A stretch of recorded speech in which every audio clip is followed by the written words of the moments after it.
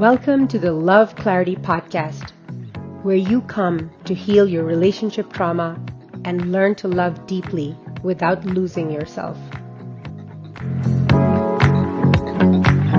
Hello, love. I'm Sanya Bari, and this is the Love Clarity Podcast, a space where we heal how we love without losing ourselves. And today, I want to say something tender and true. The part of you you're most ashamed of, that's the part that holds the key to your freedom, whatever that looks like for you. Not the polished part, not the performing part, not the you that knows what to say and how to say it, but the you who hides, the one you still secretly reject, and sometimes overtly reject, the version of you haven't forgotten yet, but you also have not forgiven yet. That's where your freedom is. We were taught to believe that shame just makes us better. It allows us to be more responsible, that if we're hard on ourselves, we're going to change. That if we punish ourselves enough, we're going to evolve. That's how other people treated us too. I used to think it's very irresponsible to not be critical with yourself. And when I am going around being critical with myself, that I'm doing a service to society, and that's the responsible way to live. I'm going to be so hard on myself that no one ever has to say anything to me because I will have already said it. But here's the truth. Shame doesn't make you better. It just makes you smaller. It shrinks your voice, it dulls your instincts, it hijacks your clarity, and then it tells you you're broken. But you're not broken, love. You're just in pain and in confusion, thinking that judgment, that self-judgment is actually love or loving. There is no such thing as tough love. Love is not tough. Love is loving. And love can be clear. It can provide clarity much, much deeper and transformation much stronger and clearer than tough love. Because that kind of love needs to come from your own loving. It has to be centered in your own loving. This is why the real love is actually much more difficult than the tough love that most anybody could just emulate. But when you are loving somebody from tough love, you also don't love yourself in that moment. And you're connected to a place that doesn't inspire other people. But it can get obligation started. It can provoke and evoke fear. And spiritual psychology teaches us something radical, something beautiful that I love. And I say this to myself all the time when I'm working with myself. I tell myself, pain is not in the way. It is the way. Pain is not blocking you. It is the portal out. It's the way home, the way back, the way through. When we feel ashamed, we split from ourselves, exile from ourselves in the language of integrated family systems theory. Push the parts we don't like, the reactive parts, the needy parts, the jealous or afraid or attention-seeking parts away from us. And just like the British say, it's like divide and conquer. You start to have civil war within you. You start to be against yourself. And when you have civil war, you are weak. And people can tell you what to do because you are not aligned with yourself. That is also how people lose this experience of feeling whole, which, by the way, is a birthright for all of us to feel whole, to feel peaceful, no matter what is going on.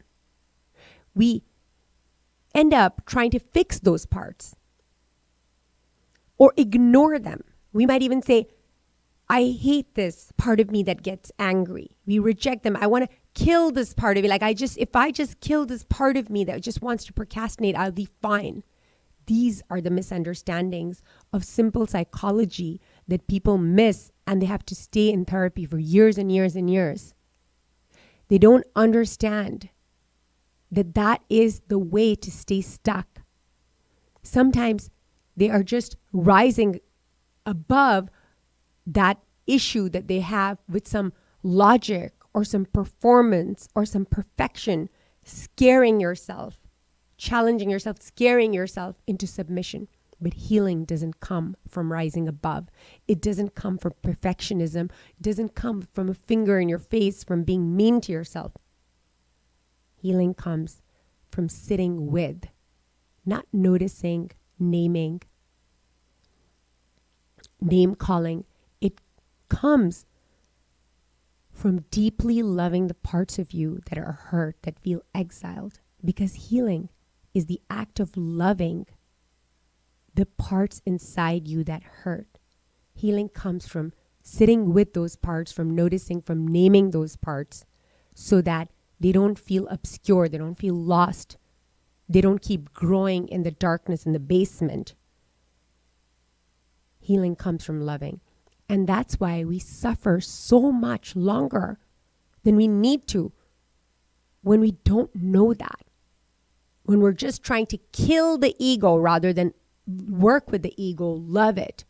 Because we're trying to heal without witnessing the one who's hurting. Spiritual psychology also teaches that the way out of pain is through. Not around, not above, not later, through. So what if the part of you that you've started to hate, that you think is against you, is actually the doorway? What if the shame is not a life sentence, but a message, a callback to self, an invitation, a call to wholeness? You don't have to earn your way back. You just have to return to something that already exists inside you, but come with love, not judgment. Wanting to really listen, not just coming there to throw commands without acknowledging the pain first, without sitting with the pain first. This week, I want you to notice the part of yourself you're still avoiding, you're still exiling. It might be subtle. It might be the way you change your tone around certain people, the way you downplay your needs, the way you get angry at yourself for crying again, the way that you're upset that you still haven't gotten to healing despite everything. Whenever you feel shame, I don't care when it is, see shame as an invitation. Number one, pause. Number one, pause. Number one, pause. That pause gives you the ability to shift. It is the power. It is the thing that's going to get you out. And then ask yourself in that pause, after you've given yourself the privilege of pause, ask yourself, what if this isn't proof that I'm unlovable? What if this is the part of me that holds the key? When you stop judging that part, you start integrating it. When you start to come to it and say, what do you want me to hear from you? What do you need? What are you saying? What hurts? What happened? I'm here to listen. I'll hold your hand through it. To really, really acknowledge and be with that part. That's called being and not doing. And that's when you become whole. Not by getting better, but by getting closer to yourself. Love, clarity, inner circle. We practice this. We don't just talk about self-love. We build self-consent. We learn to pause, to scan for shame, to soften around the edges of our own resistance. This is the practice that when done over and over again, every time you have this shame and pain and blame going in your way, that whole cycle, that it changes everything. It changed everything for me and for so many others that I lead.